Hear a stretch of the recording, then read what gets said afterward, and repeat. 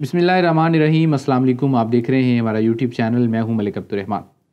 नाज़रीन, जिस तरीके से इमरान खान का रजीम चेंज ऑपरेशन के ज़रिए से हुकूमत का तख्ता उल्टा गया, उसी तरीके से तहरीक इंसाफ की जो कश्मीर के अंदर हुकूमत है, आज़ाद जम्मू कश्मीर में उस हुकूमत का अब तख्ता उल्टने की तैयारी है। जो वहाँ के वज़ीर-ए-आज़म थे सरदार तनवीर इलियास, उनको तौहीन अदालत लगा कर घर भेज दिया गया और अब वहाँ पर जो है वो उसी तरीके की मंडी लगी है जैसी जो है वो इस्लामाबाद में सिंध हाउस में लगी थी और वहाँ पर जो है वो तहरीक इंसाफ के लोगों को ख़रीदा जा रहा है। अब जो है वो सुप्रीम कोर्ट ऑफ पाकिस्तान का एक डिसीजन मौजूद है जिसके तहत जो है वो अब लोटा क्रेसी को हमेशा के लिए दफन कर दिया गया और लोटा क्रेसी का जो कल्चर है वो ख़त्म होकर रह गया। लेकिन अफसोसनाक चीज़ ये है कि वो जो फ़ैसले हैं सुप्रीम कोर्ट के और आइन की जो तशरीह है वो कश्मीर के अंदर इम्प्लीमेंट नहीं होती। वहाँ पर भी वही सारी गेम चल रही है कि आज़ाद कश्मीर के नए वज़ीर-ए-आज़म का इंतखाब होना है, उससे पहले कुछ लोटे सामने आ गए हैं, कुछ ऐसे होंगे जो कि ऐन वक्त पे सामने आएंगे और तहरीक इंसाफ के नंबर्स कम कर दिए जाएंगे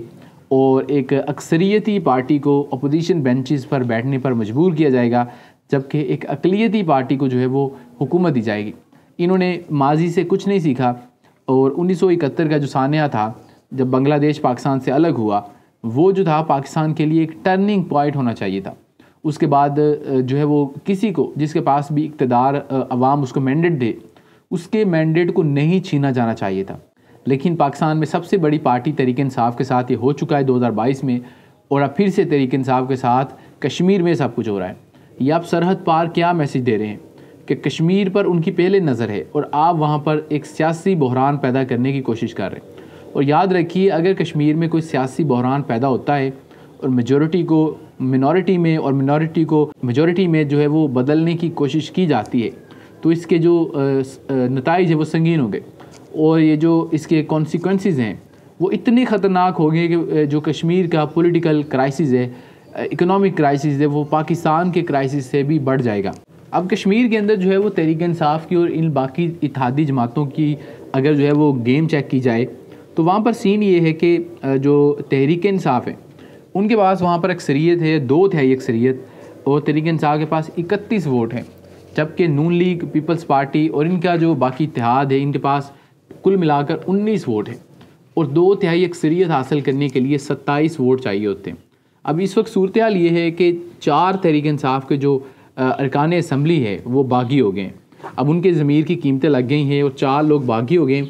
और तहरीक इंसाफ के इस तरीके से जो वोट हैं वो 27 रह गए। यानी कि अभी तक अगर मज़ीद ये लोग कोई लोटे नहीं होते तो तहरीक इंसाफ अभी भी जो है वो इलेक्शन जीत जाएगी। जो सुप्रीम कोर्ट के फ़ैसले हैं वो यहाँ पर इम्प्लीमेंट नहीं होते, इस वजह से अगर कोई भी पार्टी का बंदा दूसरी साइड पे जाके बैठ जाएगा मुनहरफ होके, तो उसके ऊपर जो है वो कोई सज़ा नहीं है और वो बंदा वोट कास्ट कर सकेगा। अभी सारी सूरत हाल को देखते हुए जो तहरीक इंसाफ है वो इलेक्शंस को अभी तक डिले कर रही है क्योंकि उनके पास नंबर्स पूरे नहीं हैं। जितना जल्दी आज़ाद कश्मीर का इलेक्शन हो जाता है तहरीक इंसाफ का फ़ायदा है, लेकिन अब उनके पास नंबर्स पूरे नहीं है। इस वजह से 2 मरतबा जो है वो ये जो इजलास है मुलतवी हो चुका है। हफ्ते के रोज़ कहा जा रहा था कि वोटिंग हो सकती है, लेकिन वोटिंग नहीं हुई